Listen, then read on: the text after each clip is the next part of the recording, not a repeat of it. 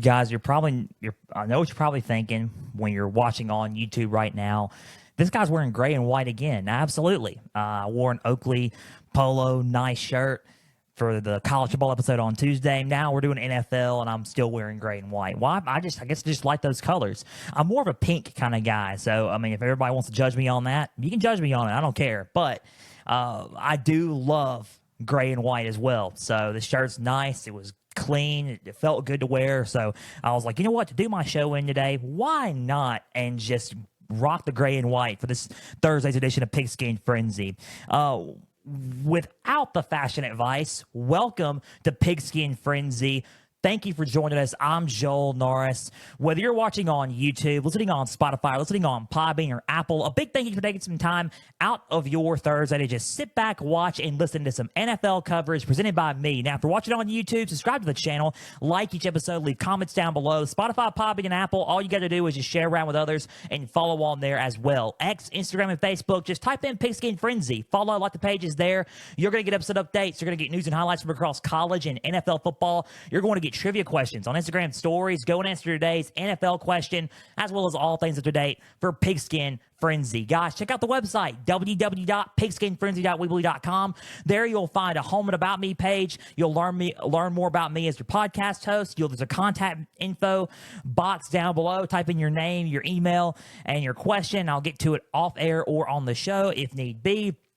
Our platforms page, go and click on that, and just all the platforms I just mentioned, Pigskin Frenzy's on it. Go and click which one's your favorite and follow on all platforms, as well as our affiliations page, which brings us to our partner at the Beard Club. Guys, if you want a great shave and to look good, significant others of your male counterparts, listen up. And college kids, listen up. If you're listening to the podcast as well, you're going to not want to miss this. I used the Beard Club, and honestly, because I had a stubble the other day, I'm clean shaven, I'm rocking and rolling. It helps because, I mean, you can use the Beard Club products. The Beard Club with beard grooming kits. When you do grow your beard or have a beard, you can use those beard grooming kits, and you can get a beard and face wash, beard oil, beard balm, boar bristle brush, comb, and a razor, all with the beard grooming kit. Guys, you are not going to want to miss out on the beard grooming kits. There's also 2-in-1 shampoo and conditioner that they sell. They have loofahs, they have body wash, and more at the Beard Club. Just go to my website, www.pigskinfrenzy.weebly.com, and you will click on the affiliations page, click on the Beard Club logo there, and you will go to the site. Go to my link tree. If need be. It's at the YouTube description video down below. All this YouTube episode of this video down below. Click on the description, and there's the link tree. You can go to my X bio, Instagram bio, and Facebook bio as well. Click on the link tree, and then you'll click on the Beard Club link, and it will take you to the Beard Club. 25% off. Back to school sale with the code BTS25. That's where the college kids comes into play. Back to school sale. You want to look good going back to school and college. You are not going to want to miss going back to school with these amazing products. So BTS25, code is BTS25 with the back to school sale, 25% off of Beard Club products. Beard Club, it is what's best for your grooming needs, and it will make your grooming needs be met as well. Thank you for the partnership with the Beard Club for the Pigskin Frenzy podcast. NFL Day today, we're rocking and rolling. We have our last bit of training camp coverage, and we have some updates as well. Not a lot on the update list. There's really no injuries to report, nothing like that, but we're going to get back onto the topic of last week with the Cowboys situation, because there's been a dynamic that happened within 1 week, and we're going to talk about that here in a little bit. Usually I start off with training camps, but we're going to end it with training camps. We're going to end everything with training camps, and then we're going to, kick it off. We're talking about the Saints, Buccaneers, and Rams, and we'll end it with the Rams, because I have something interesting to take on that Rams, and it can turn into a whole different conversation at the end of the episode. But stay tuned for what I got to say about the Rams training camp and kind of the future of the Los Angeles Rams, because I had some questions. Pretty much, guys, NFL Day today. Latest on the Dallas Cowboys and CeeDee Lamb. Let's get right to it, because I am excited to get right to it. Let's just talk and just recap what's been happening. if you haven't caught up, if you've been, no offense, I guess, living under the rock, as they say, CeeDee Lamb, wide receiver of the Cowboys, wants a new contract, wants a new deal, wants a better deal.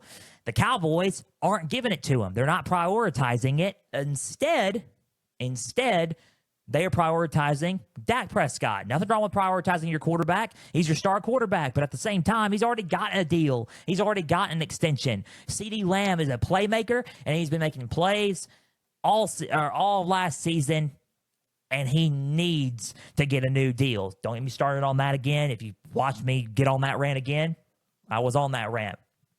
But with CeeDee Lamb, the latest updates now, as far as I know they were saying he needs to have this amount of catches and targets to get, an extension. He hadn't reported yet or anything. Now, a week later, something must have happened, because now the growing belief, and this is according to ESPN NFL insider Adam Schefter, good credit is all to him, there's a growing inside belief that CeeDee Lamb will report back in the next week or two and then get ready for week 1 versus the Browns. He will report to the Cowboys, and he will be ready week 1 versus the Browns and suit up for the Dallas Cowboys. So I'm trying to figure out what happened within a week. Is there no deal happening? Is there a sort of an agreement of, okay, he took it to heart, almost 12 to 15 per targets, per game, and then they'll get the money that he's asking for? Or I don't know what's going on. But CeeDee Lamb obviously wants to play football. He does. He wants to play for the Dallas Cowboys. He wants a longer-term deal. I think he's earned and deserved the longer-term deal. But I'm trying to figure out, and I haven't really heard of anything, what happened between a week ago when it seemed like he wasn't going to report, or there was, he hadn't reported yet, and then all of a sudden he's going to get ready for week 1. I'm just trying to figure out everything and what's coming into play here. Like, what is happening with CeeDee Lamb? What's happening with the Dallas Cowboys? And just kind of give you just kind of give you a fresh recap of everything that's been going on there. My honest thoughts is it's kind of hard to sit there and say this, but because I'm not in his shoes. I'm a podcast host. I don't sit and say, you know what, man, I want this amount of money, all that. Yeah. It's not like that. With CeeDee Lamb, for me, if I was in his shoes, I would want to play ball too. Because he's still getting paid on his current contract, but he's not getting. He wants more money than what he feels like he is worth. He's worth more than what he's getting, and he has proven that he is worth more than what he's getting. So go get the money. Show me the money, right? Show me the money. Jerry Maguire reference. Yeah. So, I mean, that's pretty, that's pretty much it. That's pretty much, all really what we have for CeeDee Lamb, other than the fact that he's worth it. He wants more money. There was more reports coming in on my phone. Sorry for the distraction, but it really just boils down to this with CeeDee Lamb. I do want to play, but I also want more money. It's all this is. I feel like the Cowboys, a little bit, are still kind of not prioritizing the CeeDee Lamb deal. Rumor last week, the news broke per The Athletic that the Dak Prescott extension, could happen soon. They're both confident that both sides will get a deal done soon. I feel like they're focusing all in on Dak Prescott, which they've done 1.5 to 2 years ago, but not with CeeDee Lamb, who has been a big-time target for your team. I feel like the priorities are kind of out of whack a little bit, and I feel like they're missing a lot. This is just not me taking shots at the Cowboys. You're probably thinking you've got on the Cowboys a lot in the past few weeks. I'm not trying to, but it's just hard for me to sit and say they're going all in, but they're not taking their necessary steps to go all in and try to win out. You know what I'm saying? There was a take on why Dak Prescott, and I saw this on ESPN the other day, and I looked at, I saw it on X, why Dak Prescott could be the dude to just physically, not physically in a game is the quarterback to knock off Patrick Mahomes in the Kansas City Chiefs this season. It's because of he led last season at that time the number one scoring offense in the NFL, along with a top 5 defense. Yes, absolutely. Statistics on paper, they were. The Cowboys were solid. I picked the Cowboys to win a lot of games last year. Here's my point though. A lot of those games, the reason why the offense was that good is because CeeDee Lamb made plays happen and made things work when plays weren't supposed to work out. But CeeDee Lamb was a big reason why and a big part of that offense to make that offense tick. And I feel like if you don't get a deal done with him, then a big part of your offense is out the window. That's my point. You have a running back in Ezekiel Elliott now back. He most likely could start. But you also don't have much depth at the running back position besides Deuce Vaughn. Deuce Vaughn's a solid back, but you don't have much depth there. You don't have much depth in a lot of areas and from last season. And I feel like that's the point that I'm trying to make about going all in with the Cowboys. I think priorities are a little bit out of sync and out of whack, and this is what I discussed on a few weeks back. Go and listen to it. But a little bit out of sync, out of whack. I think that the Cowboys need to focus on, number one, CeeDee Lamb, getting him a deal that is suffice for him and good enough for the Cowboys. Move on. Then, number two, if Micah Parsons, will he please stand up? Please stand up. If he can get a new deal as well, because I'm pretty sure his contract will come up soon. He is really the heart and soul of that defense.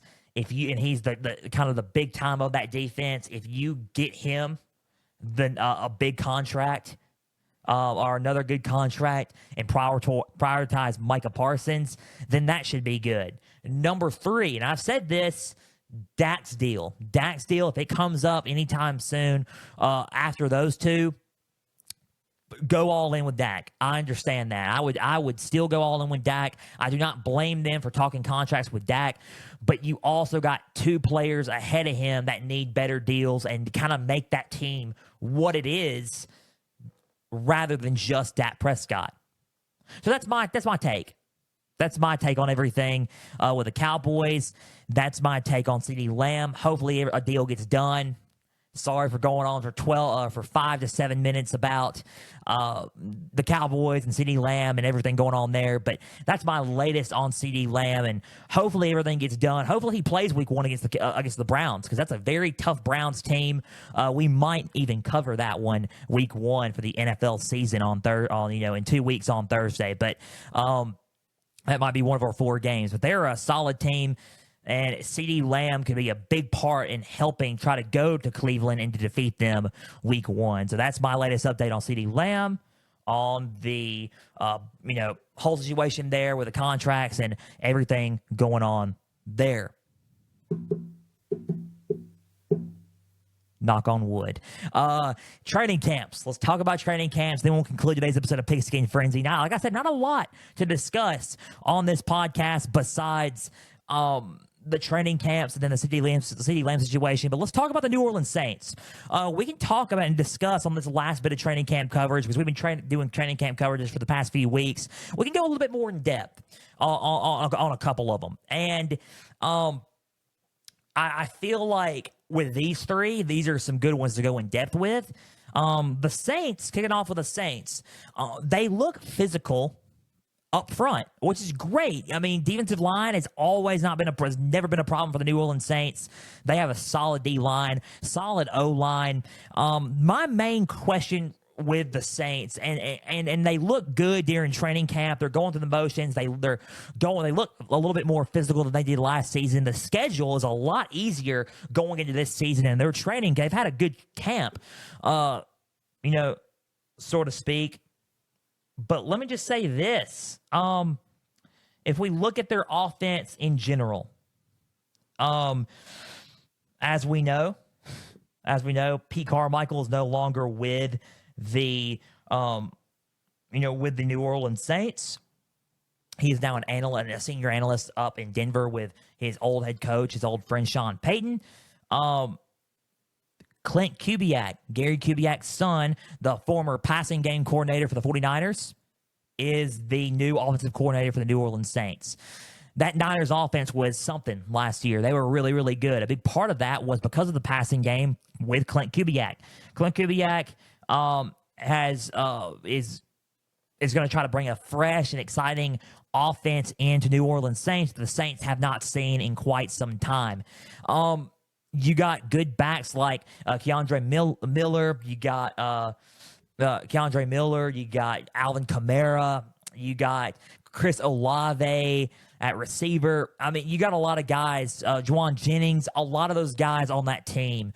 I'll even say this, Jamal Williams is still there in the back. He got some amazing depth at running back, especially in this type of offense that Clint Kubiak runs and spreading out everything. The point is, how is it going to mesh well with the New Orleans Saints? That's one. And how is it going to mesh well with Derek Carr? The big question for anything, especially after training camp, as training camp's coming to a close, as preseason's coming to a close, as the season gets underway, the big thing about Derek is Derek Carr running the offense for the New Orleans Saints. That's the number one thing that we discuss is Derek Carr. It's not a knock. It's not a oh, you don't like Derek Carr. I like Derek Carr.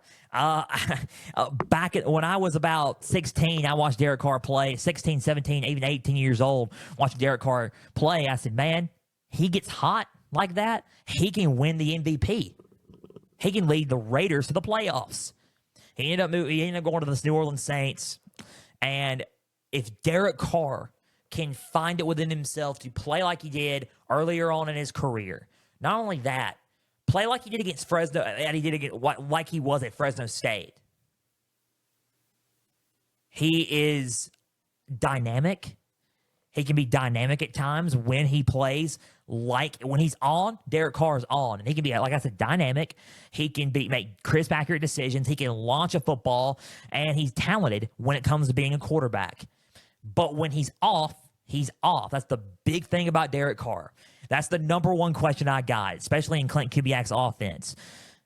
Is it going to be the offense overall, or is it going to be Derek Carr? We need a Derek Carr that is going to be, okay, you're going to have a bad game or two, but not hot and cold within the next play or within the next drive or within the next game. Week 1, you're on fire. Week 2, you're not good. Week 3, you're good. Week 4, you're just mad. Week 5, you're gray again. Week 6, you're not good. You know what I mean? Hot and cold, inconsistent. We need to be consistent. The numbers don't lie. You can look up the stats on ESPN, QBR rating. You can look it up all.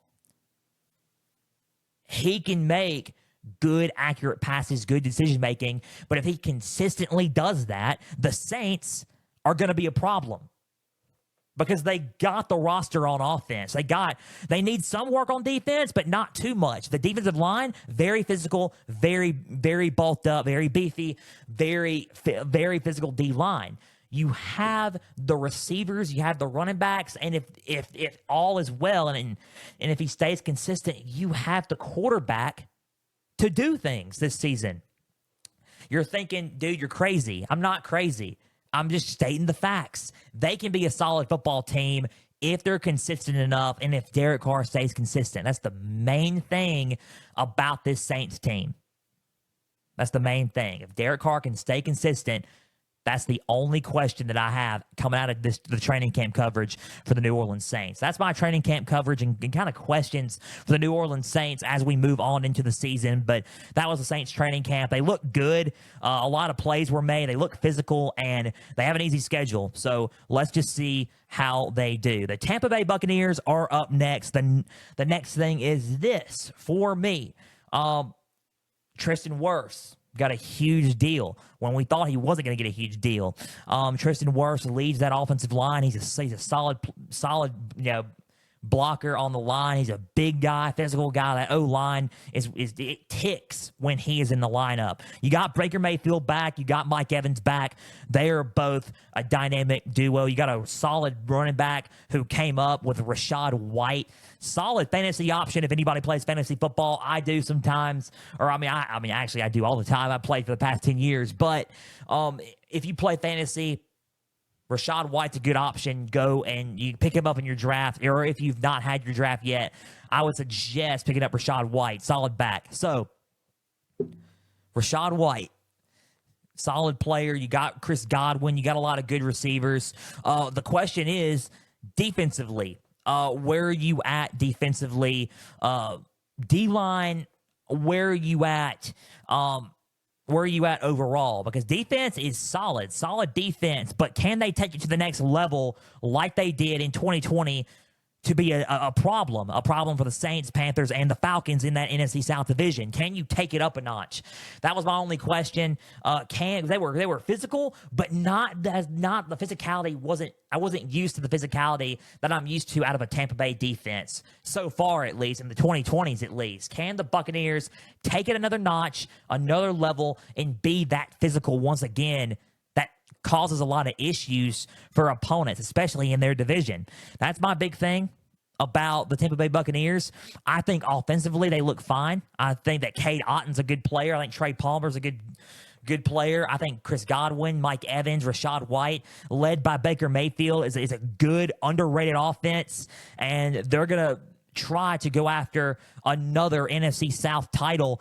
But it's going to be hard when you got the division that they're in, especially with the Falcons, who are emerging. But that training camp was good. I think that, like I said, the only thing is the defense. Being more physical on defense again is a good thing. It would be a good thing for them. So that's just about really does it for the Buccaneers and their training camp coverage. I like where they're at, so we'll have to see what Tampa Bay does this season. That could be another underrated team again going into the 2024 NFL season. Last but not least, let's talk about the Los Angeles Rams. And we can spend the next 8 minutes talking about this. Their training camp is solid. You got a loaded offense, of course. You got Matthew Stafford back. You got Blake Corum running back along with Kyron Williams. You got Puka Nacua, sophomore sensation in the NFL. He's back. You have a lot of players such as Cooper Kupp on offense as well.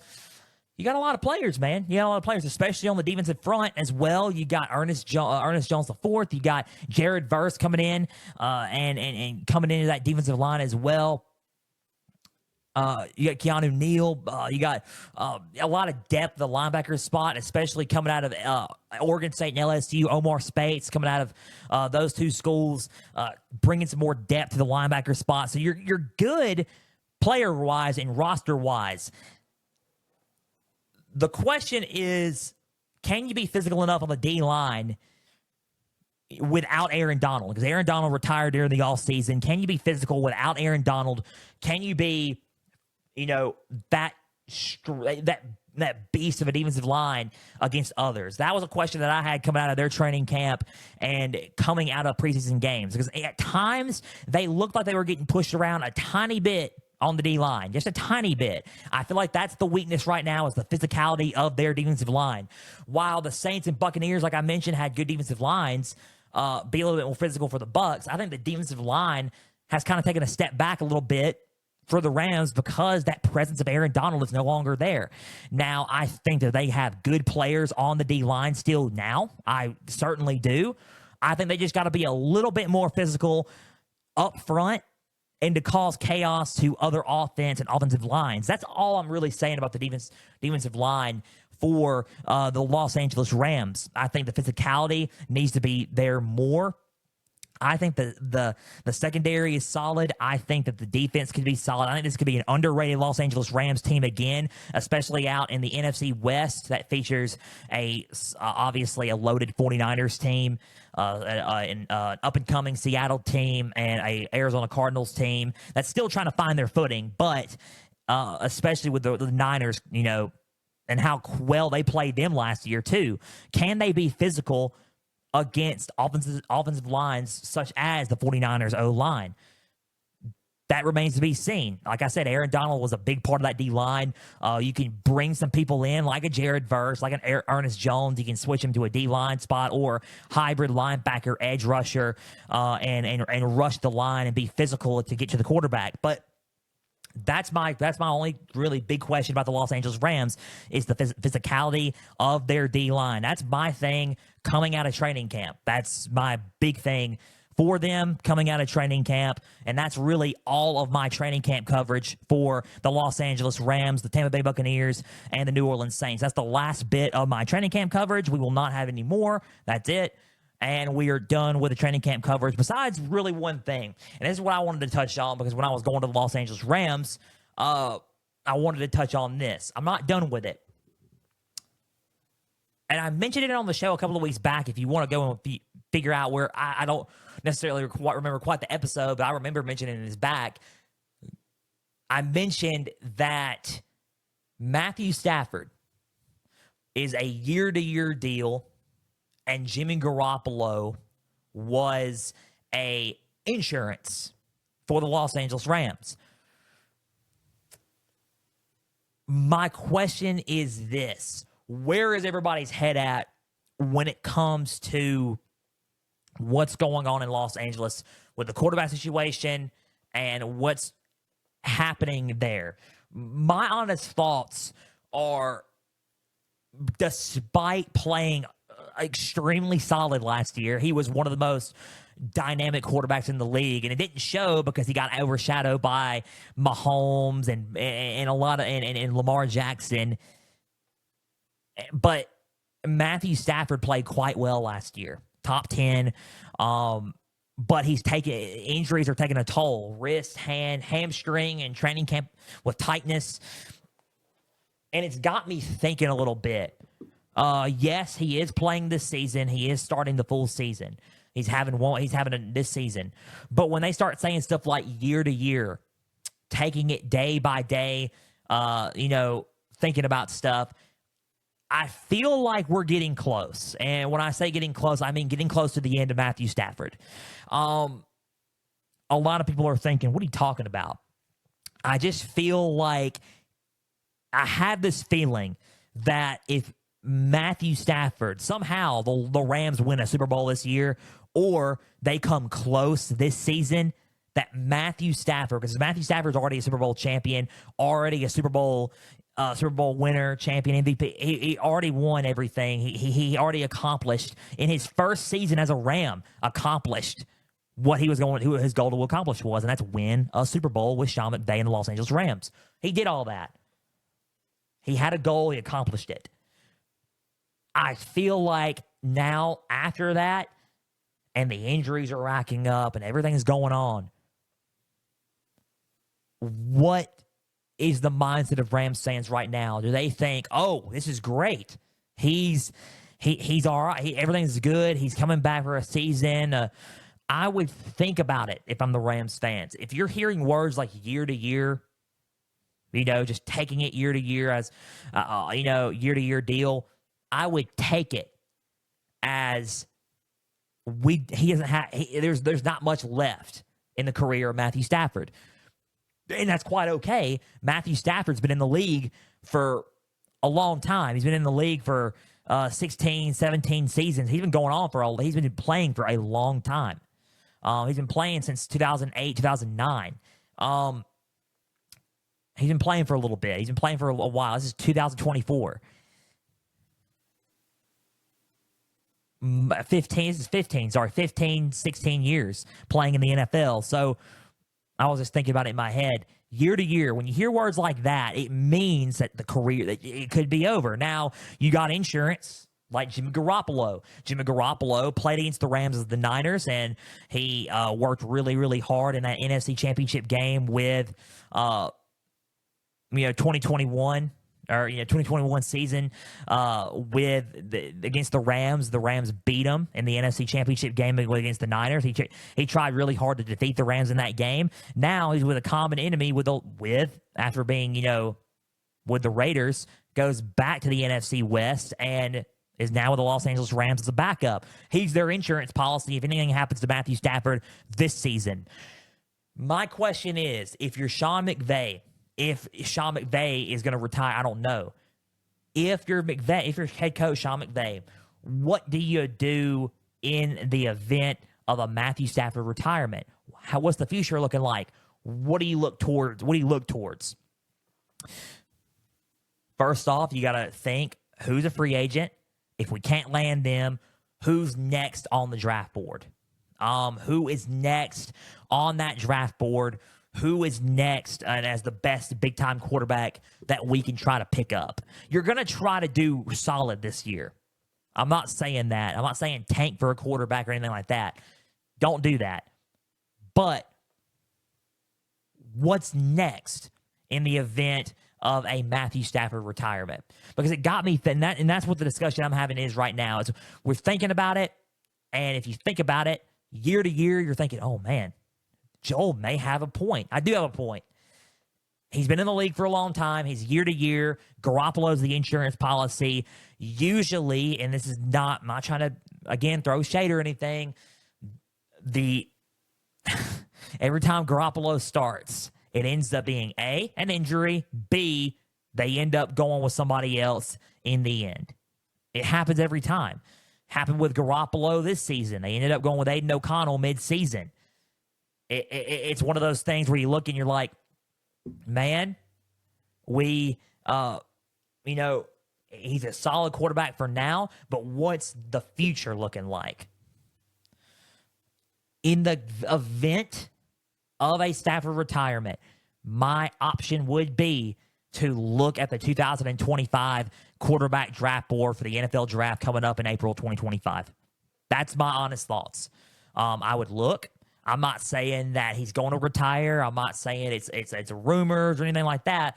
It just came into my head that what's the future of the Rams going to look like? Because after that article I read a week or two back about him being year to year, it makes sense. Like, okay, this could be trending towards the end. So if I'm the Rams, I'm getting ready to do something. That's all I'm saying. I'm getting ready to plan and plan and figure out what's next after everything. So that's my thoughts. That's my thoughts on the Rams. That's my thoughts on training camps, on the CeeDee Lamb situation, and we are out of time. A big thank you for taking some time out of your Thursday to just sit back, watch, and listen to some NFL coverage presented by me. Now, if you're watching on YouTube, subscribe to the channel, like each episode, leave comments down below. Spotify, Podbean, and Apple, all you got to do is just share around with others and follow on there as well. X, Instagram, and Facebook, just type in Pigskin Frenzy.